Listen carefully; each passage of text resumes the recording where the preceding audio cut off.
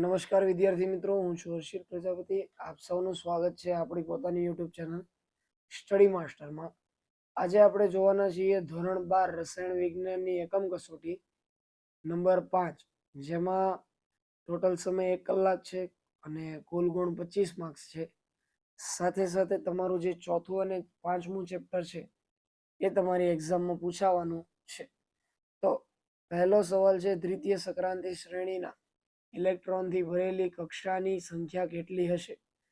તો એનો આન્સર આવશે Z ઇઝ ઇક્વલ ટુ 39 થી 48 માટે નો જે ક્રમ છે, બરાબર, જેમ કે 4s 2s 2p 3s 3p 3d 4s 4p અને 4d 4s એમ કુલ 5 કક્ષાઓ ઇલેક્ટ્રોનથી ભરાયેલી હશે. એટલે પહેલાનો આન્સર આવશે બી. બીજો MCQ છે, 3D શ્રેણી કઈ ધાતુની આઈપી એટલે કે આઈપી માટે સૌથી વધારે છે? તો Zn માં Z ઇફેક્ટિવ છે સૌથી વધારે છે, એટલે તમારો આન્સર આવશે ડી. ત્રીજો છે, MnO2 કુદરતમાં કયા સ્વરૂપે મળે છે? એનો આન્સર આવશે પાયરોસોલ્યુએટ એટલે કે બી. ચોથો છે, ડી ધાતુઓ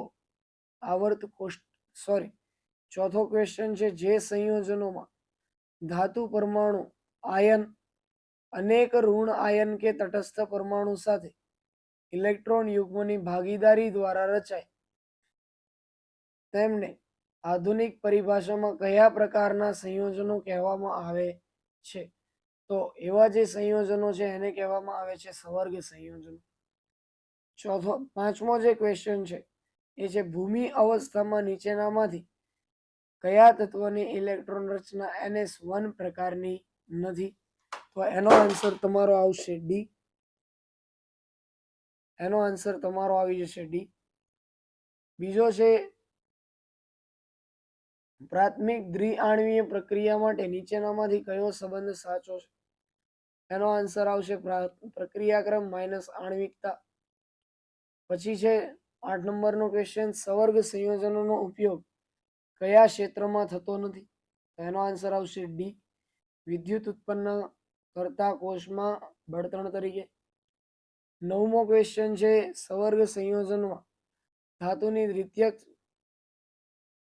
સંયોજકતા વિશે કઈ બાબત સાચી નથી? તો આપેલ ધાતુ માટે તેની સંખ્યા નિશ્ચિત છે, જે સાચી વાત છે.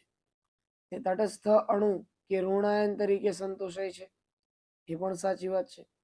તે મધ્યસ્થી ધાતુ સાથે જોડાયેલ લિગેન્ડની સંખ્યા જેટલી જ હોય છે, તે એકદમ ખોટી વાત છે. એટલે એનો આન્સર તમારો આવશે સી. વિભાગ બી છે, નીચેના પ્રશ્નોના માંગ્યા મુજબ ઉત્તર લખો. કોઈ પણ 3 તમારે લખવાના છે, 4 ઓપ્શનમાં આપેલા હશે અને પ્રત્યેકનો 2 ગુણ, એમ ટોટલ 6 માર્ક્સ છે. પહેલો ક્વેશ્ચન છે, સંકીર્ણમાં ધાતુ પરમાણુનો સંવર્ગ આંક એટલે શું? 2 ઉદાહરણ આપી સમજાવો. બરાબર, તો એમાં તમે PCl6, Ni NH3, FeC2O4 3, COEN3, બરાબર, એ બધા જ તત્વોનો ઉદાહરણ લઈ શકો છો. બીજું છે, હેમોલેપ્ટિક અને હેટ્રોલેક્ટિક સંયોજનો. બરાબર, જે એક જ ધાતા સમૂહ હોય તેને હેમોલેપ્ટિક કહેવાય, અને જે સંકીર્ણમાં મધ્યસ્થ ધાતુ એક જ પ્રકાર કરતા વધારે ધાતા સમૂહો સાથે જોડાયેલા હોય તો તેમને હિટ્રોલેક્ટિક કહેવાય. ત્રીજો ક્વેશ્ચન છે, સંક્રાંતિ ધાતુ ની પ્રથમ શ્રેણીના ઓક્સો ધાતુ આયનમાં ઋણ આયનના નામ જણાવવાના છે તમારે. બરાબર, કે તેના સમૂહ ક્રમાંકથી સમાન ઓક્સિડેશન આંક ધરાવતા હોય, જેમ કે permanganate ion, dichromate ion, વેનિડેટ ion અને ટિટાનેટ આયન. ચોથો ક્વેશ્ચન છે, લેન્થેનોઇડ્સની જુદી જુદી ઓક્સિડેશન અવસ્થાઓ, જેમાં ઓક્સિડેશન અવસ્થાઓ 2 +2 +3 અને +4 એવી લેન્થેનોઇડ્સ તત્વ ધરાવે છે.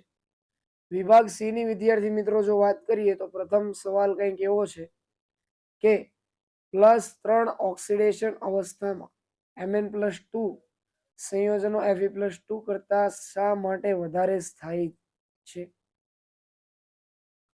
બરાબર છે. તો એમાં તમારે સંપૂર્ણ કારણ દર્શાવવાનું છે, ઇલેક્ટ્રોન રચના દર્શાવવાની છે, અને એમ પણ લખવાનું છે કે Mn+2 જે છે એમાં 3d5 ઇલેક્ટ્રોન રચના અર્ધપૂર્ણ ભરાયેલ છે, તેથી પ્રમાણમાં ઊંચી સ્થાયીતા ધરાવે છે. બરાબર.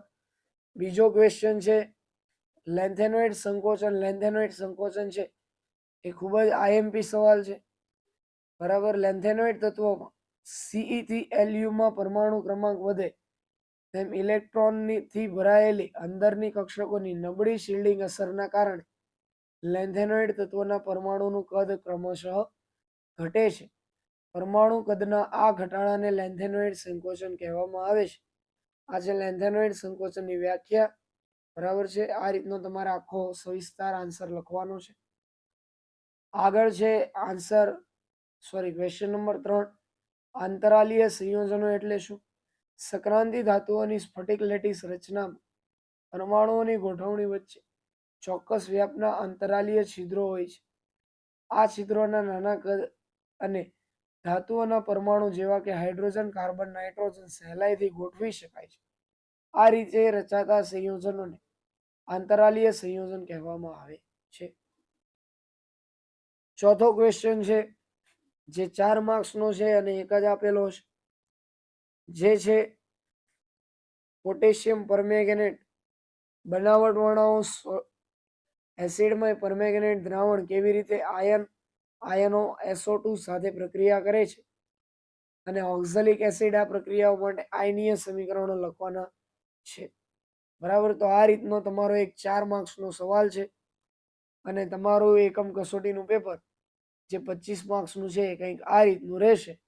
અને જો તમારે આ પેપર સેમ્પલ પેપર જોતું હોય તો આ જે નંબર છે 95 108 71 590 એ નંબર પર તમારે મેસેજ કરી દેવાનો છે, જેથી તમને આ જે સેમ્પલ પેપર છે એ મળી જશે.